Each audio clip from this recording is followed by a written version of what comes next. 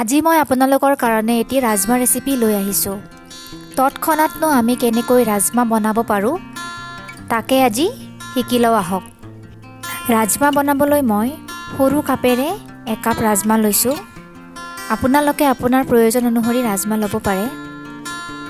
এতিয়া গেছত কেৰাহীটো পাতি মই তাত পানী দি লৈছোঁ। ৰাজমাখিনি মই ভালদৰে ধুই লৈ কেৰাহীত দি ল'ম। পানীখিনি গৰম হৈ যোৱাৰ পিছত মই ৰাজমাখিনি প্ৰায় 10 পৰা 15 মিনিট মিডিয়াম জুইত উতলাই ল'ম। ৰাজমাখিনি উতলোৱাৰ পিছত এতিয়া মই ৰাজমাখিনি এটা কুকাৰত এনেদৰে দি লৈছোঁ। ৰাজমাখিনি মই এতিয়া কুকাৰত ভালদৰে সিজাই ল'ম। মই এটা আলুও দি লৈছোঁ। আলুটো মই গোটাকৈ দিছোঁ।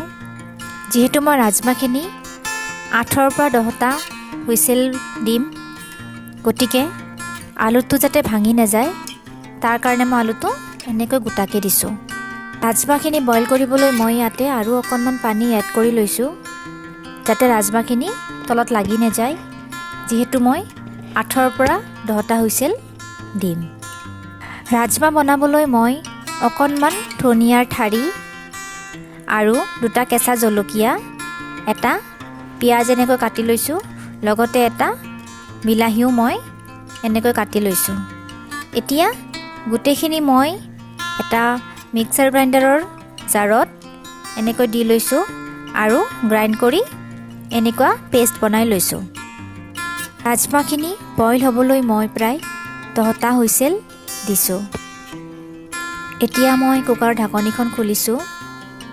চাওকচোন ইমান ধুনীয়াকৈ ৰাজমাখিনি বইল হৈ গৈছে। এয়া চাওক, মই আপোনালোকক দেখাই দিছোঁ ইমান ধুনীয়াকৈ ৰাজমাখিনি সিজি গৈছে। দেখিছে নহয়? ৰাজমাখিনি এনেদৰে সিজি গ'লে খাই বৰ ভাল লাগে। এতিয়া ৰাজমাখিনি বনাবলৈ মই গেছত কেৰাহীটো পাতি তাত তেল গৰম কৰি অকণমান জিৰা দি লৈছোঁ। এতিয়া মই ইয়াতে বনাই থোৱা পেষ্টটো লাহে লাহে এনেকৈ দি লৈছোঁ। গোটেইখিনি পেষ্ট দিয়াৰ পিছত মই হেতাৰে এনেকৈ লৰাই ল'ম।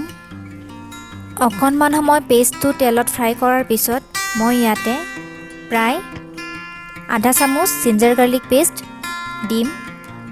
এই জিঞ্জাৰ গাৰ্লিক পেষ্টটো মই ঘৰতে বনোৱা। ৰেচিপিটো আপোনালোকে মোৰ চেনেলতে পাই যাব। জিঞ্জাৰ গাৰ্লিকখিনিও পেষ্টখিনিৰ সৈতে অকণমান সময় এনেদৰে ভালকৈ ফ্ৰাই কৰি ল'ব লাগিব। এতিয়া মই ইয়াতে আধা চামুচ হালধি গুড়ি, সোৱাদ অনুযায়ী নিমখ দি লৈছোঁ, 1 চামুচ জিৰা গুড়ি আৰু 1 চামুচ ধনিয়া গুড়ি দি লৈছোঁ। গোটেইখিনি মছলা ভালদৰে মই হেতাখনেৰে অকণমান সময় মিহলাই ল'ম।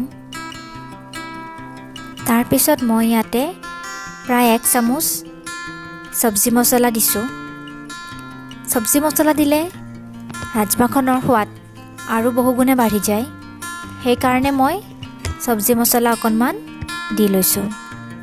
ভালদৰে মছলাখিনি ফ্ৰাই হৈ যোৱাৰ পিছত মই বইল কৰি থোৱা ৰাজমাখিনি কেৰাহীত দি লৈছোঁ।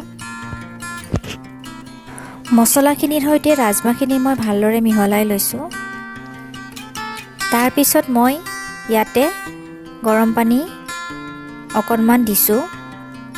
ভালদৰে গৰম হৈ যোৱাৰ পিছত মই এতিয়া ইয়াতে আলুটো এনেকৈ কাটি দিছোঁ। ৰাজমাখিনি বইল কৰোঁতে আলুটো মই গোটাই গোটাই দিছিলোঁ যাতে আলুটো ভাঙি নাযায়। ৰাজমাখিনি ভালদৰে উতলিবলৈ মই ঢাকনিখন লগাই থৈছিলোঁ 5 মিনিট সময়ৰ কাৰণে। অকণমান ধনিয়া মই মিহি মিহিকৈ কাটি এনেকৈ দি লৈছোঁ। মই ৰাজমা বনালে ৰাজমাত এনেকৈ ঘিউ দি লওঁ। ৰাজমাত ঘিউ দিলে ৰাজমাৰ সোৱাদো বাঢ়ে আৰু সুগন্ধিও বাঢ়ি যায়। এই ঘিউটো মই ঘৰতে বনোৱা।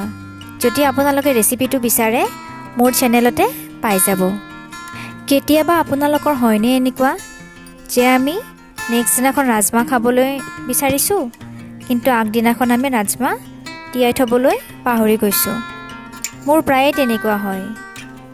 গতিকে এতিয়া আৰু চিন্তা নাই, আপোনালোকেও মোৰ দৰে এনেকৈ তৎক্ষণাত ৰাজমা বনাই খাব পাৰিব। তৎক্ষণাত বনোৱা ৰাজমা ৰেচিপিটো যদি ভাল লাগিছে আপোনালোকৰ, প্লিজ মোৰ চেনেলটো ছাবস্ক্ৰাইব কৰি দিব, ৰেচিপিটো লাইক কৰি দিব আৰু শ্বেয়াৰ কৰি দিব। ধন্যবাদ।